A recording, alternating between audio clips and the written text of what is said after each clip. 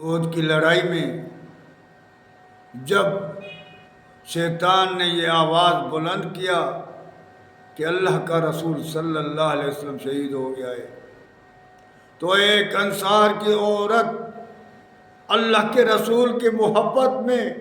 پاگلوں جیسے نکل گئی گھر سے اور بھاگتی ہوئی گئی، حالانکہ اس کا باپ بھی لڑائی میں تھا، اس کا بیٹا بھی لڑائی میں تھا، تو اس کا شوہر بھی لڑائی میں تھا۔ تو وہ بھاگتی ہوئی لوگوں سے پوچھتی ہوئی، پاگلوں جیسے دیوانے ہوتے ہیں، وہ لوگوں سے پوچھ رہی تھی، مجھے بتاؤ کہ اللہ کا رسول کیسا ہے، مجھے بتاؤ کہ اللہ کا رسول کیسا ہے، کہاں ہے، کیسے حال میں ہے۔ ایک بندہ ملا، اس نے کہا مائی صاحبہ تیرا شوہر بھی شہید ہو گیا، تیرا بیٹا بھی شہید ہو گیا، تیرا بھائی باپ بھی شہید ہو گیا۔